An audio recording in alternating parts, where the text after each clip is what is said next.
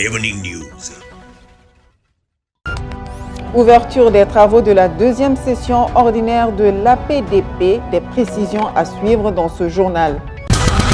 Toujours au Mali, la pluie fait des dégâts dans certains quartiers de Bamako. Nous en parlons dans cette édition. À l'international, le président afghan établit une stratégie pour atteindre la stabilité dans les 6 prochains mois. Mesdames et messieurs, bonsoir, bienvenue dans le journal Joliba Evening News. Durant l'après-midi de ce vendredi 30 juillet 2021, le Premier ministre Shogel Kokala Maïga a présenté le plan d'action du gouvernement devant le Conseil national de la transition CNT, le renforcement de la sécurité sur l'ensemble du territoire national, les réformes politiques et institutionnelles, l'organisation des élections générales, la promotion de la bonne gouvernance et l'adoption d'un pacte de stabilité en sont les 4 grands axes. Suivons quelques réactions au micro de Moussa Tembini. J'ai vu le temps passé avant qu'il soit Premier ministre, ce qu'il disait par rapport au CNT n'était pas caché. Tout le monde était au courant. Donc maintenant, devenir Premier ministre, venir présenter un plan d'action aux membres du CNT, nécessitait à savoir est-ce que nous sommes légitimes vraiment pour se prononcer par rapport à ces plans d'action. Donc si on est légitime, depuis quand on est légitime et comment on est devenu légitime? Et sinon, naturellement, la question est à poser. Si on n'est pas légitime, pourquoi venir présenter un plan d'action à un organe qui n'est pas légitime? D'autre part aussi, j'ai parlé de l'accord de défense, qui nous voyons que notre armée, même pour se déplacer dans certains endroits au Mali, ils ont besoin d'avoir une autorisation. Ça, ce n'est pas normal dans un pays. C'est pour ça que je l'ai dit clairement qu'il faut mettre fin à cet accord.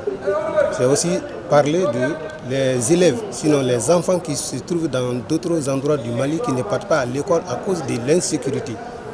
Là, je l'ai fait savoir exactement et très clairement qu'on n'a pas besoin d'une révision constitutionnelle qui est une disposition irréalisable. Parce que ça demande, selon l'article 118, que ce soit le président de la République et les députés. Nous ne sommes pas des députés, on est nommés, donc impossible d'aller à une révision constitutionnelle, mais plutôt à l'élaboration et à l'adoption d'une nouvelle constitution. Deuxièmement, je l'ai quand même demandé de faire attention à sa police territoriale, qui est une pure invention de la MINUSMA par rapport à l'accord d'Alger. Nulle part dans l'accord d'Alger, on a fait mention de police territoriale. Et Shogel veut créer la police territoriale à Bamako, pendant que déjà on a la brigade à Bamako. Troisièmement, j'ai mis l'accent sur le fait que lui, il a dit devant nous, même si cela n'est pas cohérent, que le plan d'action est la vision de Assimi. Je tiens à dire à tout le monde que ça, ce n'est pas vrai. La charte a bien dit que le gouvernement est responsable de la mise en œuvre du plan d'action devant le CNT. La responsabilité de Assimi n'est pas engagée devant le CNT, mais c'est la responsabilité du gouvernement. On a dit par rapport à la zone aéroportière, il ne s'agit pas d'engager des enquêtes. Les gens dorment sous la pluie, ils sont exposés à des maladies. Il faut seulement leur trouver un moyen de s'héberger. C'est ça la thérapie forte.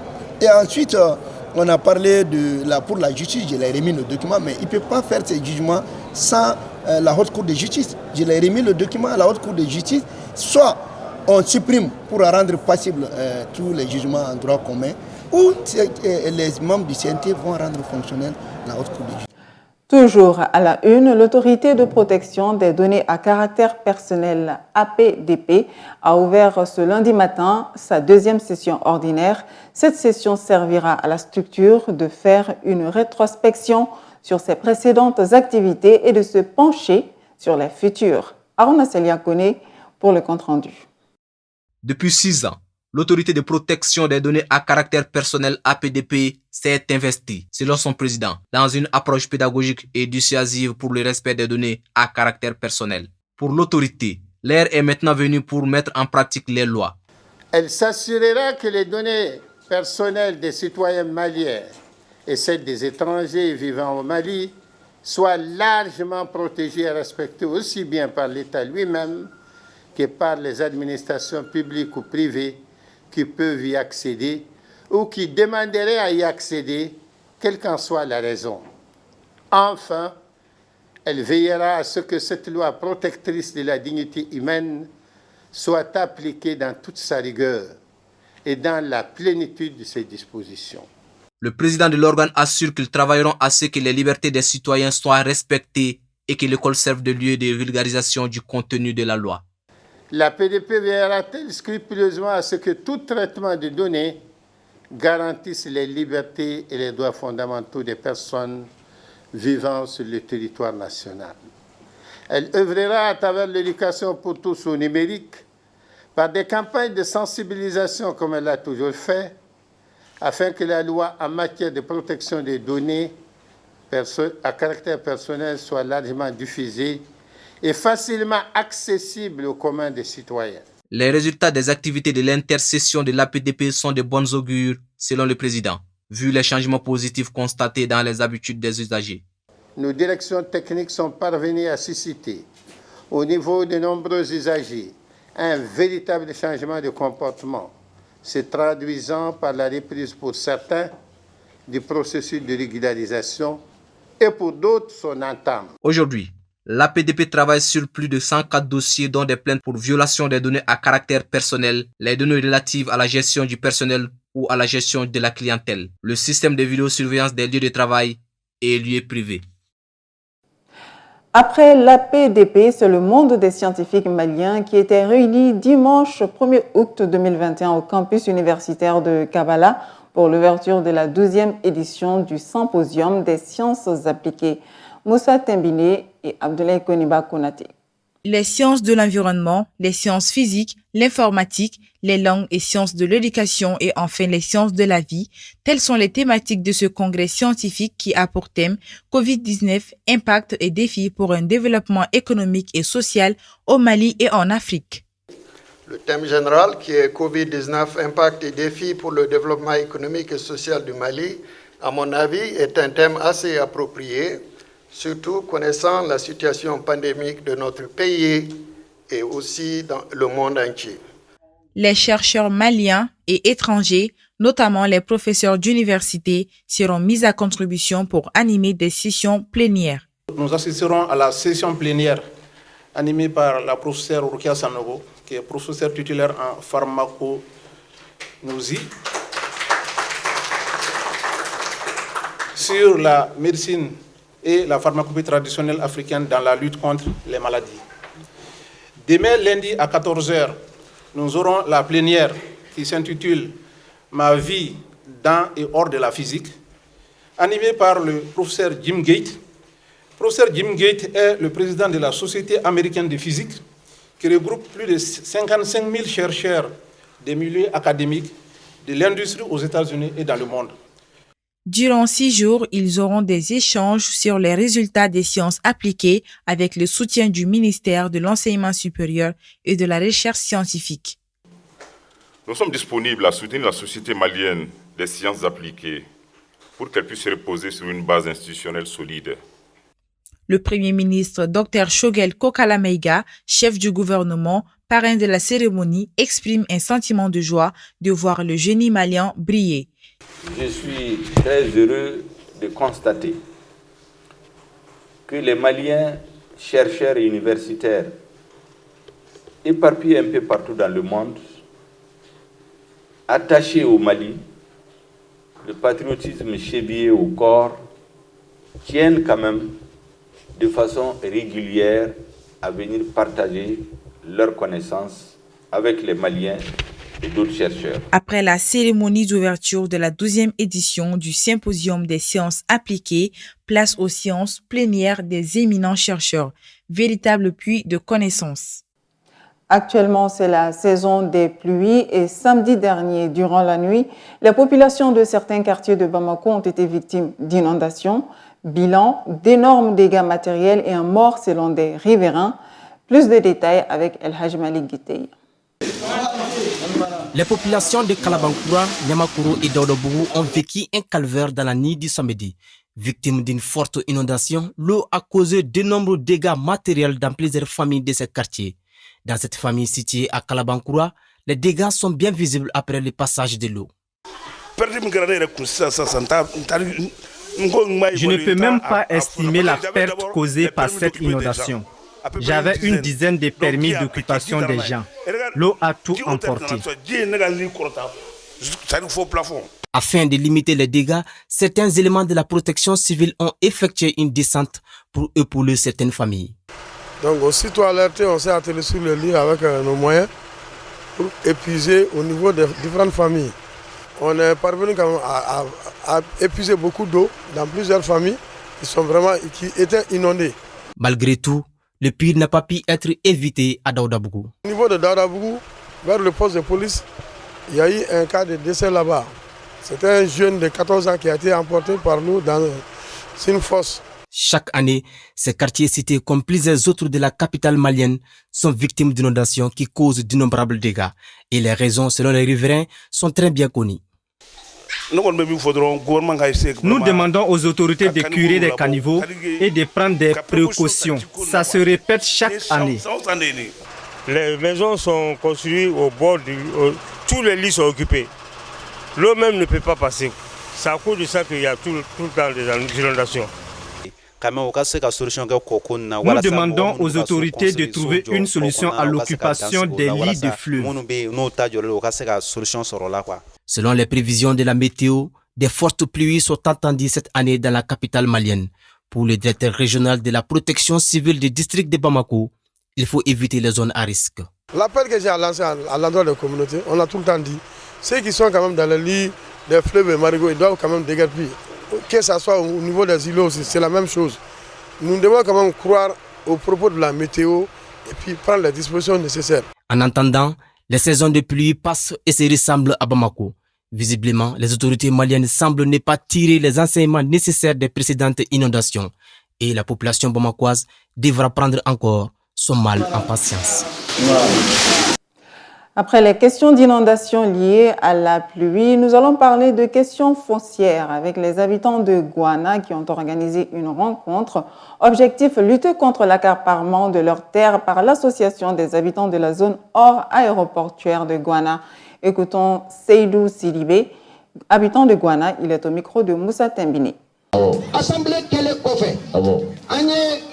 L'association des habitants de la zone hors zone aéroportuaire de Goana, les membres de la dite association ont fait croire aux habitants que c'est eux qui détiennent le titre foncier. Les démarches que nous avons eu à faire auprès des administrations nous rassurent. Parce que d'après les responsables de ces différents services, nous ont fait savoir qu'il n'y aura pas du tout d'accaparement. J'ai un appel à l'endroit des habitants de la zone hors zone aéroportuaire, notamment la zone Djinebougouda de Goana. Le message que j'ai à lancer, c'est que les habitants, qu'on se donne la main.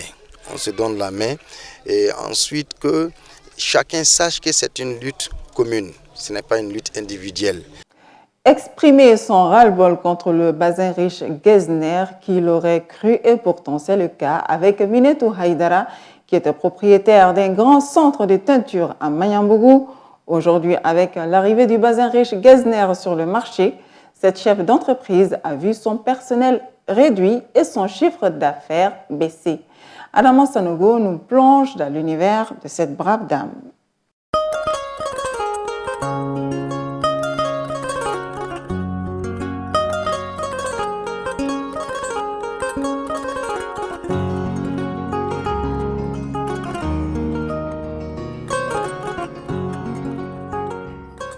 Ici, en famille, se trouve désormais la petite entreprise de la teinturière Minetou Haïdara. Elle travaille en collaboration avec ses filles, dont l'une est vendeuse de bassins riches, Guezner. Sous cet hangar aménagé en lieu et place d'un grand centre abandonné à Mayambougou, les employés de Minetou Haïdara sont d'arrache-pied pour satisfaire les clients. D'une quinzaine d'employés, seulement 4 travaillent aujourd'hui pour la teinturière. Notre activité ne marche plus à cause de la Covid-19 et l'arrivée du bassin Guezner sur le marché.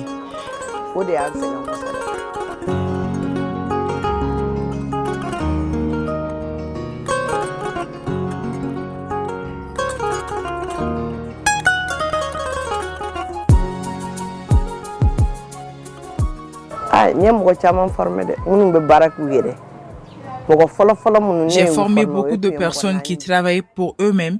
J'ai formé premièrement 4 personnes, puis 15. Ils ont tous quitté, sauf 4, parce que ça ne marche pas.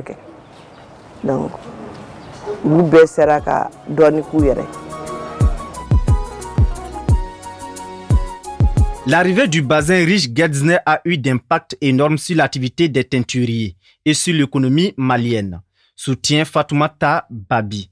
L'industrialisation de la teinture qui vient d'ailleurs a un fort impact sur les artisans maliens en ce moment. Les bassins teintés se font rares. De ce fait, les vendeurs de teinture ils sont en difficulté, les teinturiers sont en difficulté et l'emploi créé est en phase de disparition. Donc tout ceci impacte sur l'économie du Mali. Le bassin teinté a une durée de vie plus longue. Il est aussi résistant par rapport au Guedsner, soutient notre interlocutrice. Déjà, les bassins teintés, ils ont une durée de vie beaucoup plus longue. Les bassins teintés, on peut les laver beaucoup de fois. La qualité, elle est toujours aussi belle. Alors que les Guedsner, ça se déchire beaucoup trop vite. Et puis, une fois lavé 2 ou 3 fois, la brillance, elle est partie. La qualité, elle est vraiment moindre comparée aux bassins teintés, où à chaque fois qu'on les lave et que l'amidon est rentré dedans, c'est comme si ça venait d'être teinté encore.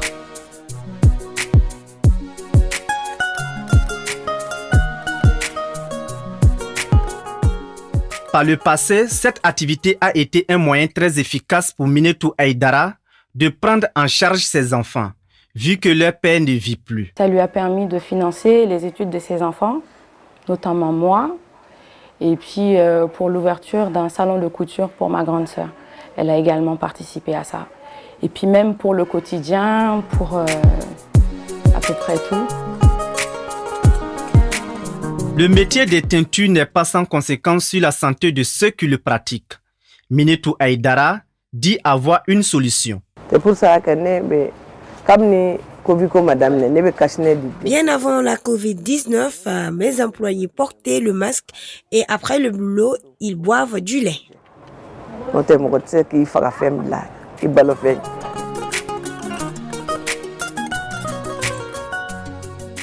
Face à cette situation, pour survivre, beaucoup de teinturiers se sont déjà reconvertis dans d'autres domaines d'activité. La teinture essaie de résister comme elle peut.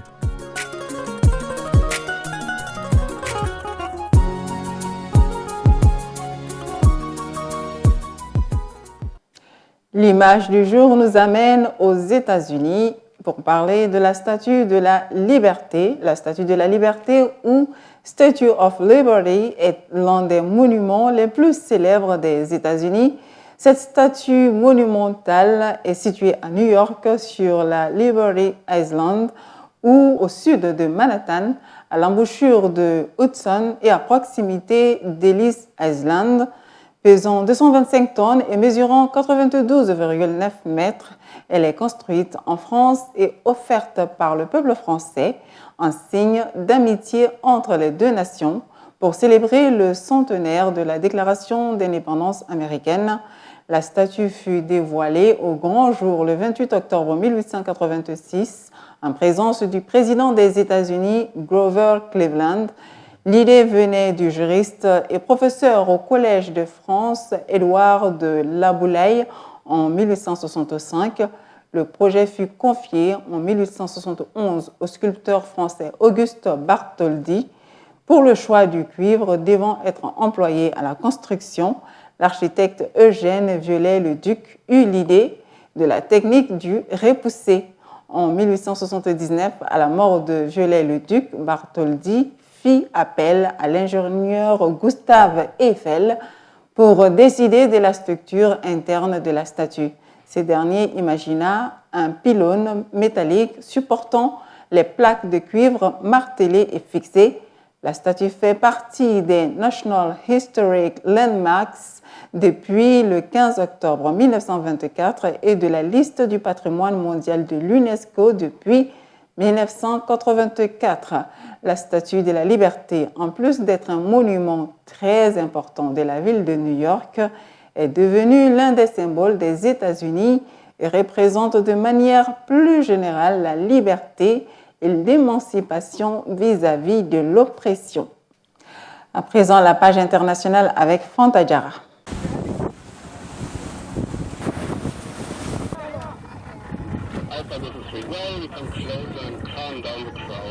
Le navire de sauvetage de l'ONG allemande Sea-Watch est de retour en mer pour secourir 263 migrants. Le navire humanitaire était l'un des 2 navires de sauvetage qui ont tiré 394 migrants d'un bateau en bois dangereusement surpeuplé en Méditerranée dans la nuit du dimanche 1er août au cours d'une opération d'environ 6 heures. Dimanche après-midi, les membres d'équipage de Sea-Watch ont ensuite secouru 27 autres migrants, dont 3 bébés, d'un bateau en détresse au large de la Libye.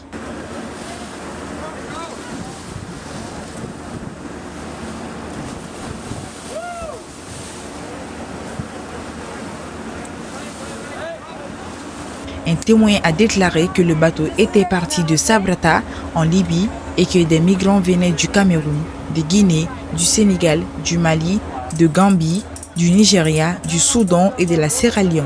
Lundi matin, des membres d'équipage ont secouru 12 autres migrants des bateaux en détresse. Le chef de mission du navire de sauvetage de l'ONG allemande Sea-Watch 3 a déclaré qu'il cherchait de toute urgence un port sûr. Beaucoup d'entre eux sont très épuisés, ont des brûlures d'essence, ont le mal de mer, sont déshydratés et bon nombre d'entre eux souffrent de maladies cliniques, a déclaré Anne Decker à bord du navire.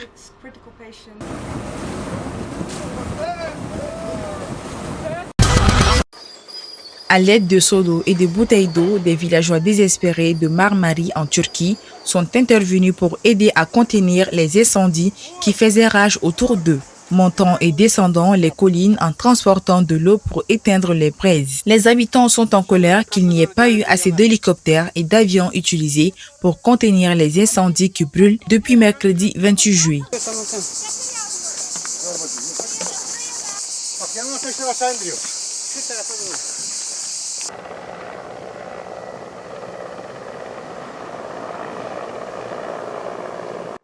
Des avions, des hélicoptères et des habitants avec des seaux d'eau luttent contre les incendies des forêts qui font rage près des stations balnéaires du sud de la Turquie, frappées par la sécheresse, tandis que le gouvernement fait face à de nouvelles critiques sur sa gestion de la catastrophe. Les pompiers ont pris le contrôle de 125 des 132 incendies avec 16 avions et 51 hélicoptères luttant contre les incendies depuis les airs dans une opération impliquant également quelques 850 véhicules de lutte contre l'incendie et plus de 5000 personnes, a déclaré le ministre des Forêts, Bekir Pakdemirli.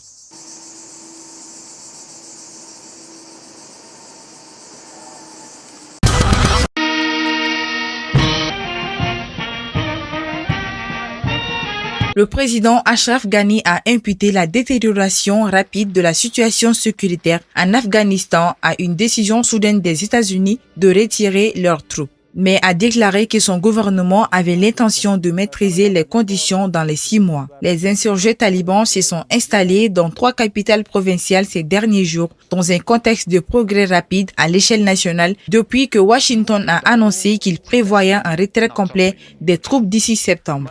Les pourparlers de paix entre le gouvernement afghan et les négociateurs talibans ont commencé l'année dernière dans la capitale qatari de Doha, mais n'ont fait aucun progrès substantiel. Les 2 parties se sont toutefois engagés à accélérer les pourparlers lors d'une récente réunion à Doha entre une délégation politique afghane de haut niveau et les talibans.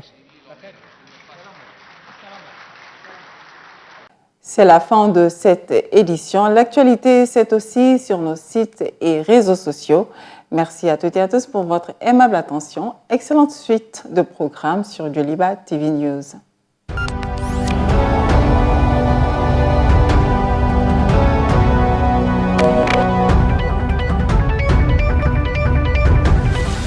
Joliba Evening News.